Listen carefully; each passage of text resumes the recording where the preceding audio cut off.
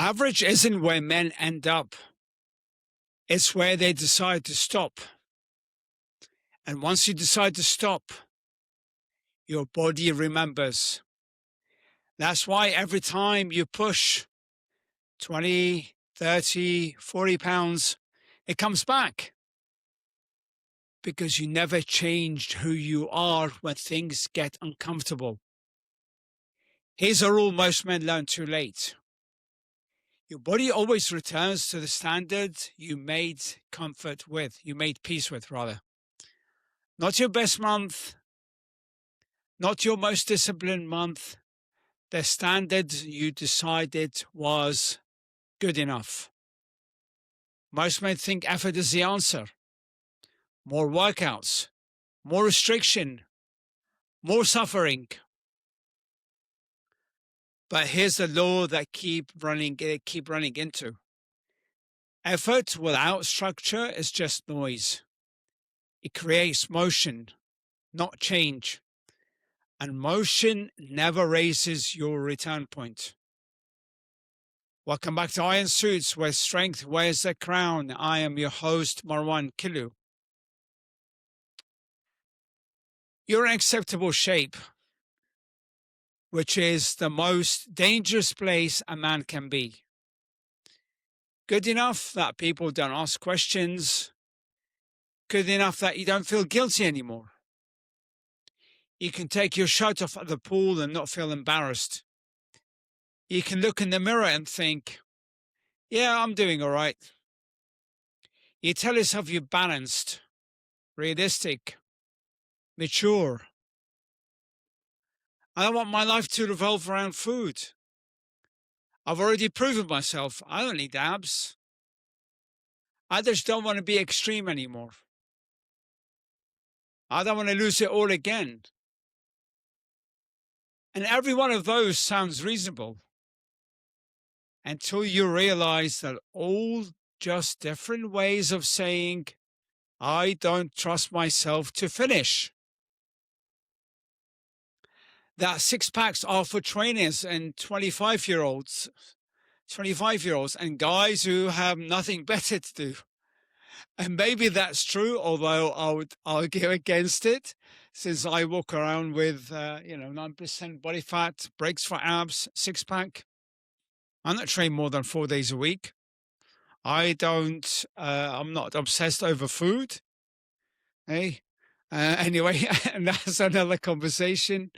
Or maybe you just found a way to stop holding yourself accountable. So buckle up. This episode is going to be a bit uncomfortable, right? Because we're going to talk about the thing that you've been calling wisdom when it's actually capitulation, rather, not capitalization. I've got the wrong word. Oh, gosh. Okay. Let's be honest about what happened. Just get a quick sip of water.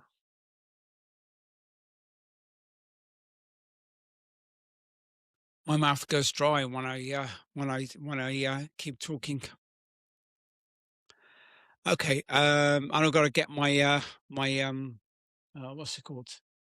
My gallon of water in. It's still early. It's only 3 o'clock over here. So I've got another 2 hours before I stop my water completely. So let's get honest about what happened. At some point, you gave yourself permission to stop. Not consciously, not in a moment you can point to. But somewhere along the way, you decided that good enough was enough. You looked at where you were, maybe 18% body fat, maybe 20, and you said, this is fine. I'm not fat. I'm not out of shape. I'm doing better than most guys my age. And once the standard is set, your body memorizes it. That's why fine doesn't feel like failure. It feels like home. And anything below elite eventually finds its way back there. Not elite, not exceptional, just fine. Now, here's the thing.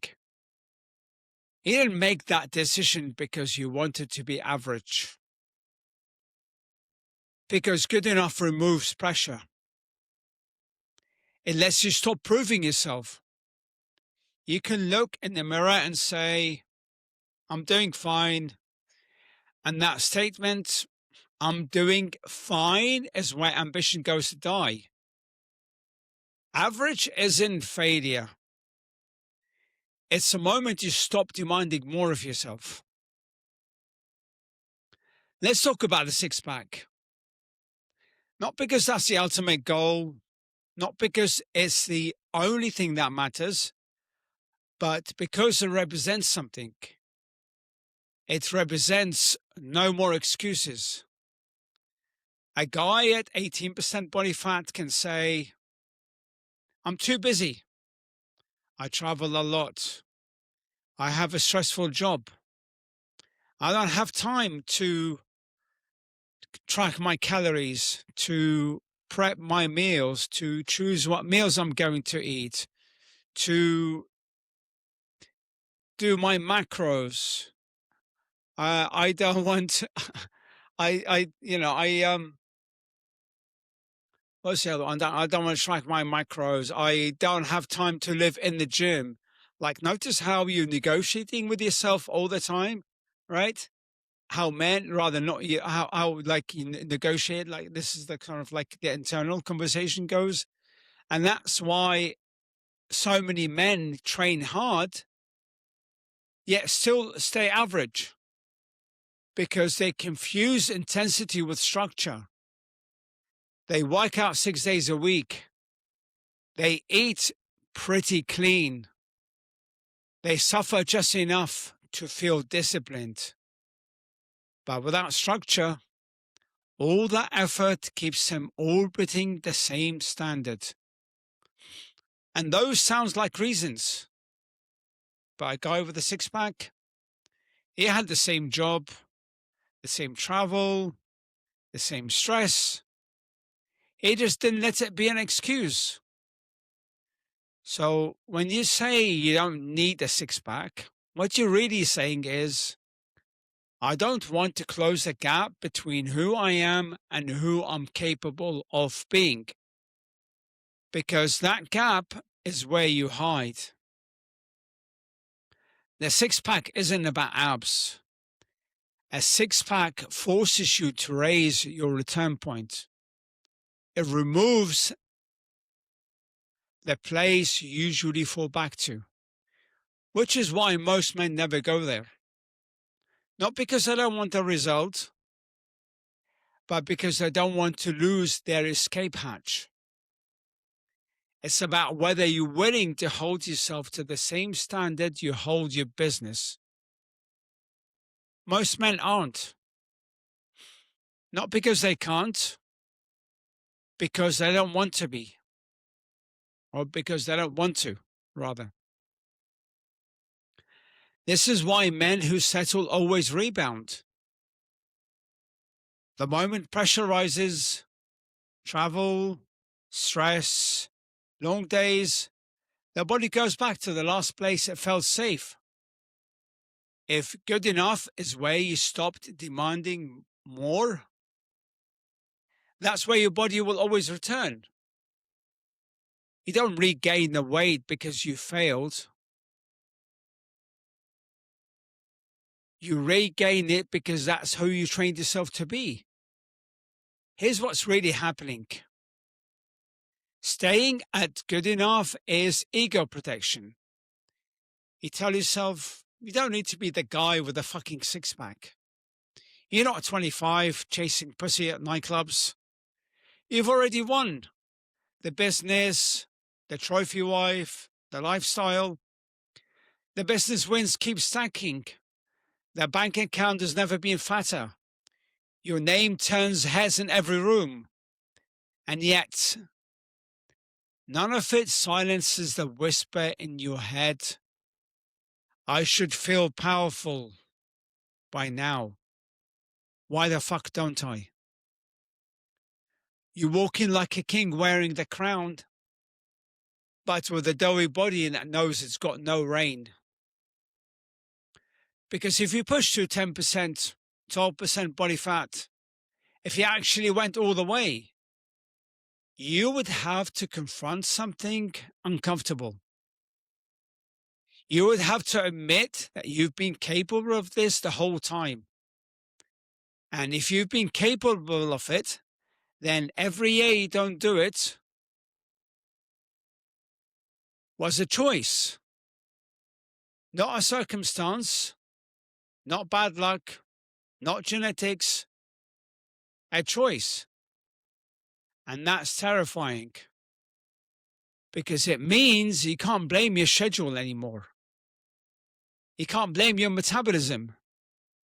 You can't blame your age.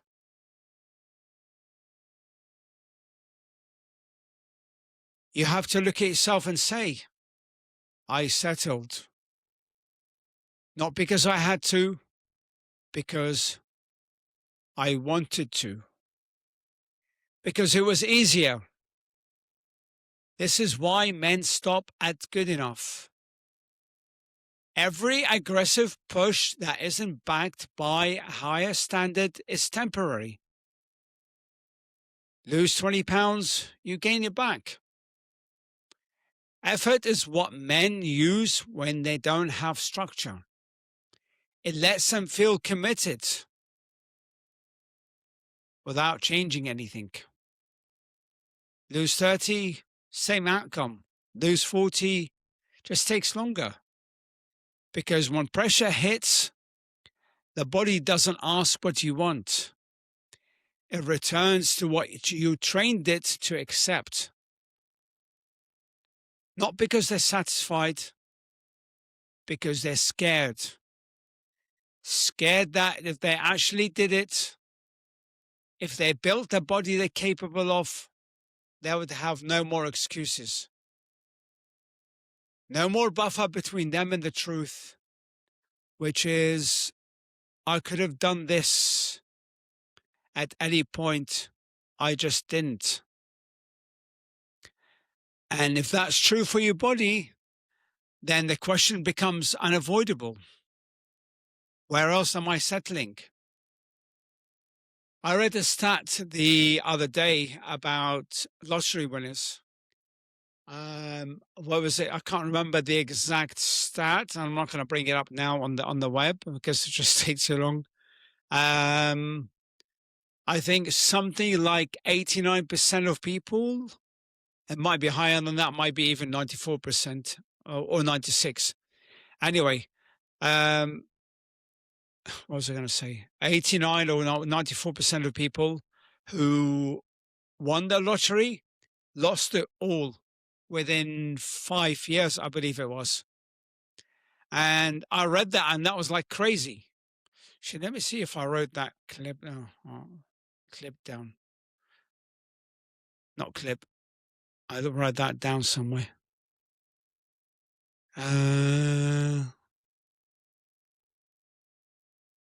Lottery, where are we?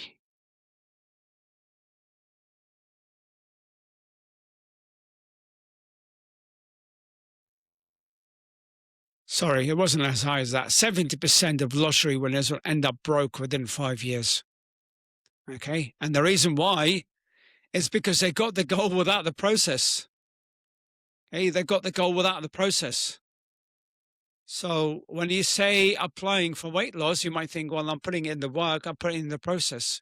Yes, but you're mistaking effort, right? Effort without structure is just noise. So this is exactly what I mean by that, right?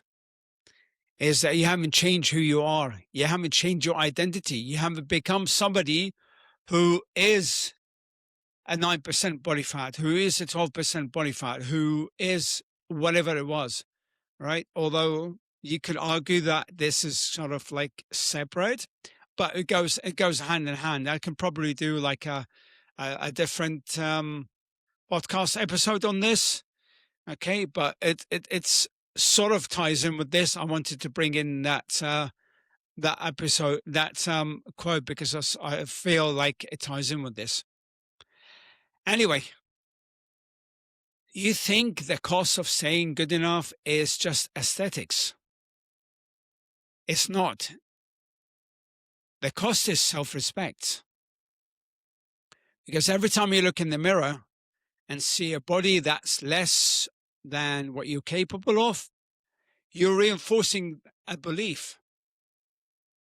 The belief that you don't have to finish what you start, that you can negotiate with yourself, that you're allowed to settle as long as you can justify it.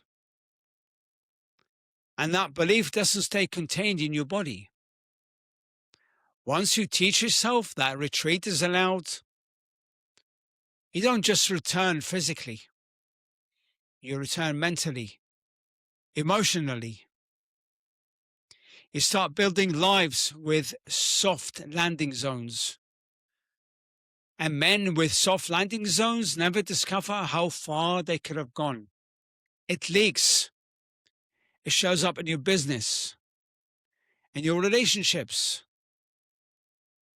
in every area you could push harder, but choose not to. Because you've trained yourself to be okay with good enough. And once you're okay with it in one place, it's easier to accept it everywhere. This is a real danger of mediocrity. Not that it's visible, but that it's acceptable. You stop seeing it as a problem. You start seeing it as wisdom. I want to say something else, which is not quite in the, where is it? Not quite something else I wanted to say. Bear with me 1 second. Is it not here? No. Okay, never mind. Okay, never mind. I was going to say something else, that I had written down a quote from a book that I wrote that just suddenly came to my head, but for some reason I can't find it. Let me just look at all my folders just to see if I can find it. All iCloud, nope. Previous 30 days, not 2025, nope. Okay, never mind. Okay, well, I had it on my iPad and I read it this morning and it just came to my head. Okay, never mind. So you stop seeing it as a problem and you start seeing it as wisdom. You call it balance, maturity, perspective, when really you just wanted permission to stop trying. So the real question is not whether you can get lean. The question isn't whether you can get lean. It's whether you're willing to raise your return point. Whether you're willing to live in a place where good enough no longer exists. So there's nothing to fall back to. So look, average isn't a phase. It's a return point. And unless you deliberately raise it, your body and your life will always find its way back there. Men don't stop because they're satisfied. They stop because they're afraid of what happens when there's nowhere left to hide.